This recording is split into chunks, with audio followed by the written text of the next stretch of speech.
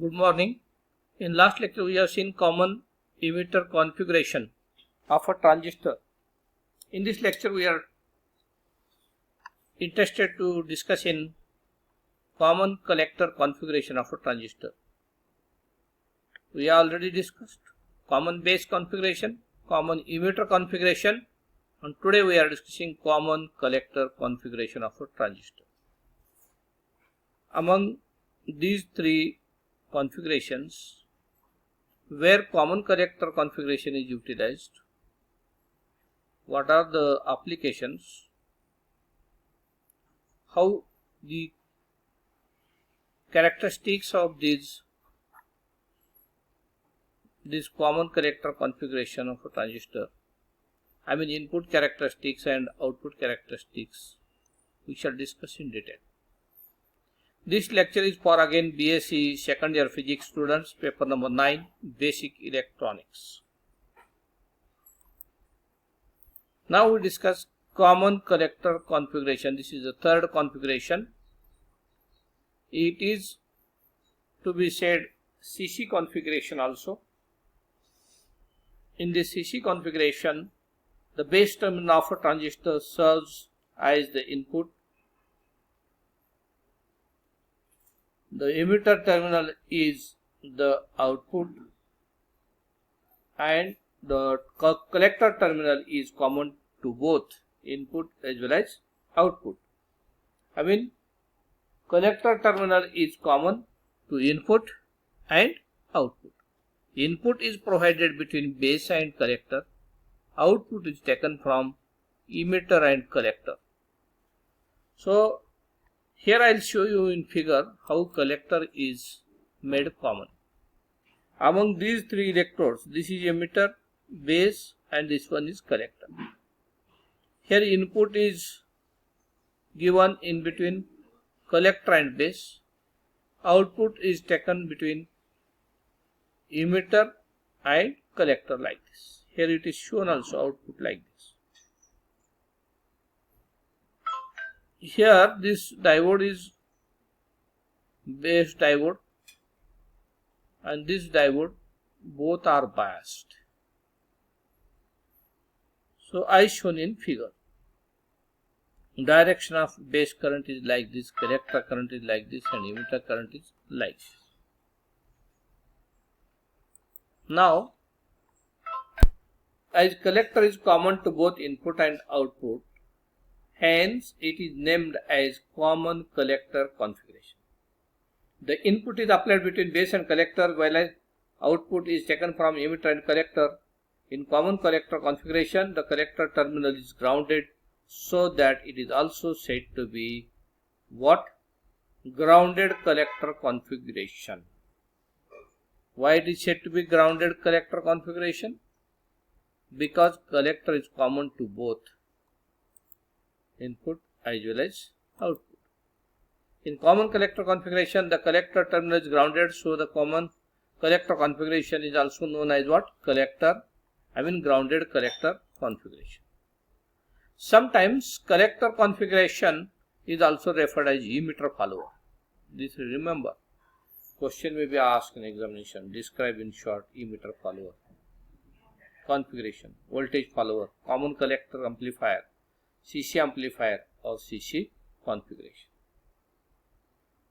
Whenever it is asked about voltage follower, common collector amplifier, CC amplifier, each and every name is nothing but CC configuration of a transistor. Emitter follower, voltage follower, common collector amplifier, CC amplifier or CC configuration is one and the same. This configuration is mostly used as voltage buffer. The input supply voltage between base and collector is denoted by VBC. What is VBC? It is the input voltage, supply voltage between base and collector.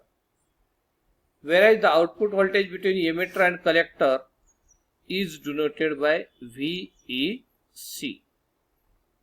In this configuration, input current or base current is denoted by IB and output current or emitter current is denoted by IE. The common collector amplifier has high input impedance and low output impedance. High input impedance, low output impedance. Question may be asked in MCQ type question. What common collector amplifier has dash input impedance or dash output impedance? So we have to mention high input impedance and low output impedance. It has low voltage gain but high current gain. Current gain is high, voltage gain is low. The power gain of common collector amplifier is medium. Easily you can remember, voltage gain low, current gain is high, and power gain of the common collector amplifier is medium. High current gain, low voltage gain, and medium power gain. In order to describe fully the behavior of a transistor with CC configuration, there is a need of two sets of characteristics. We study two sets of characteristics. Which are those? Number one, input characteristics, and second one is output characteristics. In common base and common emitter, we have seen input characteristics and output characteristics. In the same way, here also, in order to describe the CC configuration of a transistor, we shall study both input as well as output characteristics. Now let's see first of all input characteristics. Input characteristics of a transistor.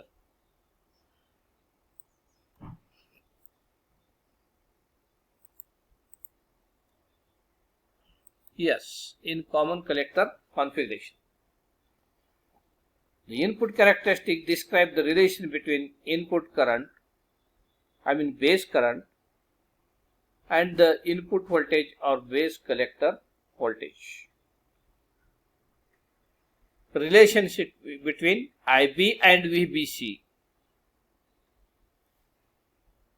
Input characteristics include the relation between IB and VBC, that is base current and the input voltage, or we say base collector voltage.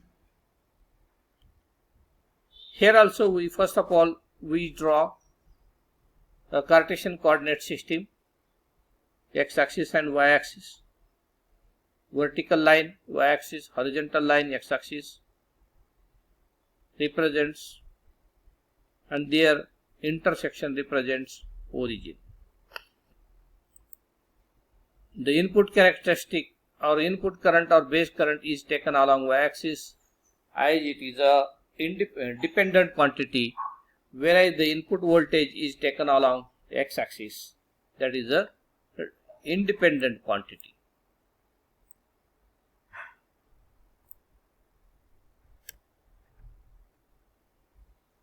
To determine the input characteristics, the output voltage VC is kept at 3 volt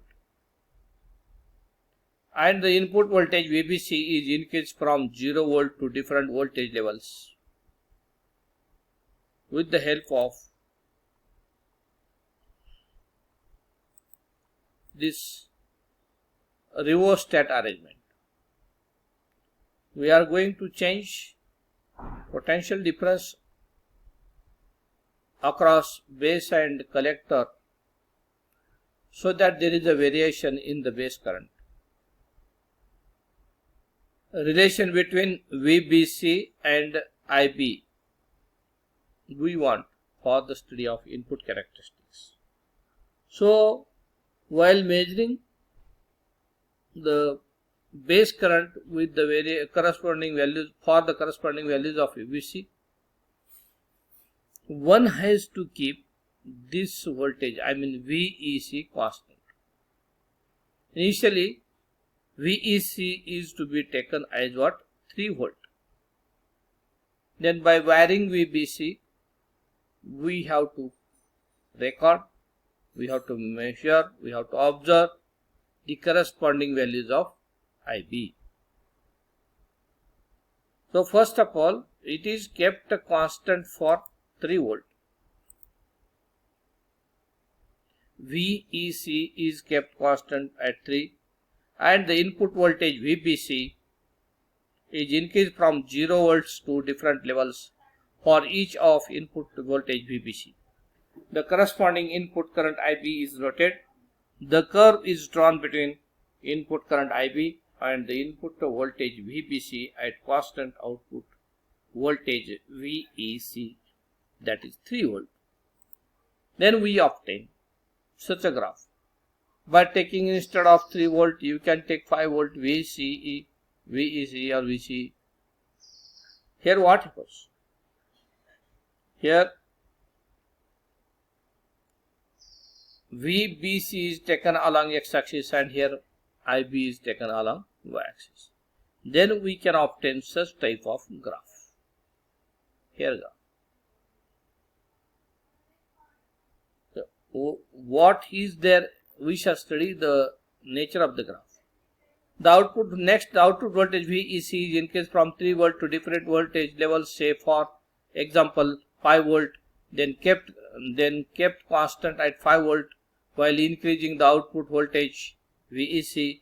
The input voltage VBC is kept constant at 0 volts again. After we keep that the output voltage VEC constant at 5 volt, the input voltage VBC is increased from 0 volt to different voltage levels again.